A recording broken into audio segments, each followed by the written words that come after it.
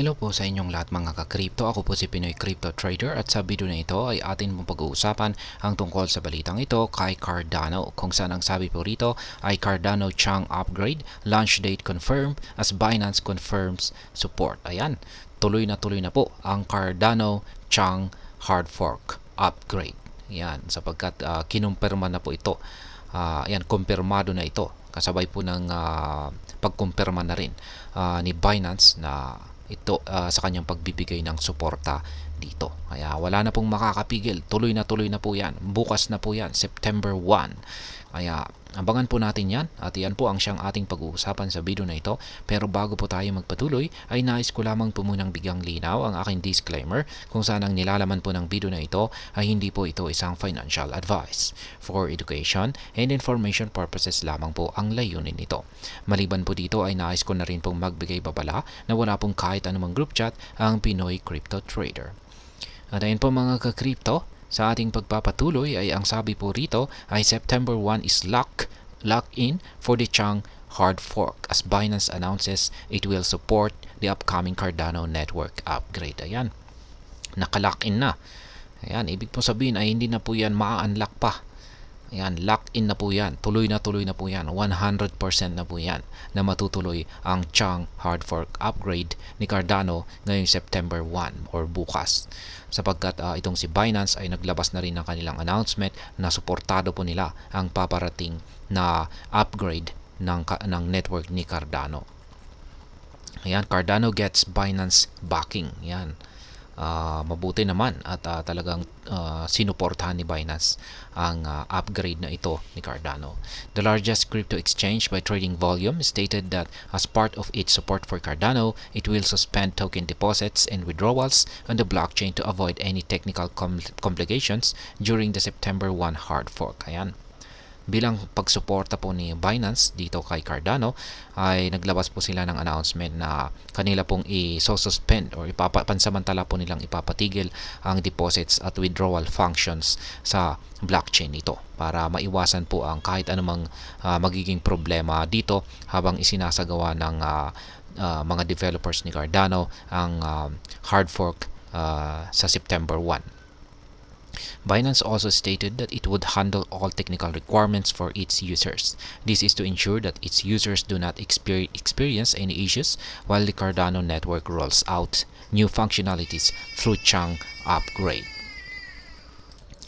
At ayan, ang sabi ni Binance ay kanila raw pong i-handle lahat ng mga technical requirements para sa mga users para masiguro po nila na hindi po makakaranas ng kahit anumang problema. Ayan, yung mga users nito habang si Cardano ay nagsasagawa ng kanilang network rollout para po sa kanilang bagong functionalities nito. Ayan. Binance will re-allow normal transactions on the chain when it returns to normalcy after the upgrade. This includes deposits and withdrawals from the chain. Syempre naman, ibabalik din po kaagad ni Binance kapag natapos na ang Chang hard fork upgrade na ito. Pero habang naisasagawa po yan ay hindi po muna pwedeng mag-deposit at saka mag-withdraw. Kaya sa mga gumagamit po ng Cardano or madalas mag-transact kay Cardano ay mas maigi kung pag mag-transact na po kayo ngayon. Kasi yung pagbukas ay wala na po. Temporary na disable po ito.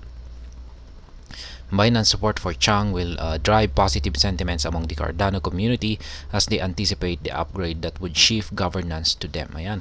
Mukhang yung pagbibigay po ng suporta na ito ni Binance sa Chang hard fork na ito, Chang hard fork upgrade ni Cardano ay mukhang magdudulot daw po ito ng positive sentiments.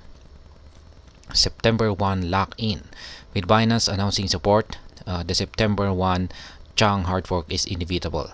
Notably, all the Chang upgrade requirements were met on August 28 and major stakeholders were confirmed as ready for the transition in the Voltaire era. Ayan nga, tuloy na po ang September 1 na Chang hard fork upgrade. Wala na pong makakapigil dito. At nitong nakalipas po ng August 28 ay dyan na po na-meet ng Chang upgrade lahat ng requirements kung saan ay nakuha na po nito yung requirements at pwede na po itong umpisahan nito pang August 28. Pero ginawa po nila itong September 1. Kaya para masiguro na talagang walang issue. Kaya ayan, September 1, bukas na po yan. Tuloy na ang malaking upgrade dito sa network ni Cardano. At ayan, kapag nangyari po ito or naganap po ito, pinaniniwalaan po ng karamihan na magdudulot po ito ng magandang epekto sa presyo ni Cardano, kung sana ay posibleng umangat ito. At ayan, hanggang dito na lamang po tayo sa video na ito mga ka-crypto. Sana po ay inyong nagustuhan ang aking paliwanag sa video na ito. Kung inyo po itong nagustuhan ay pakiclick lamang po ang like button nito. Para naman po sa mga bago lamang dito, kayo po ay aking inaanyayahan para mag-subscribe. Pakiclick na rin po ang bell icon nito dahil ito po ang siya magsisilbing notification nito sa mga bago kong videos na akin pong ina-upload sa aking YouTube channel na ito. Marami pong salamat sa panonood. Ingat po tayo lagi at God bless po sa ating lahat.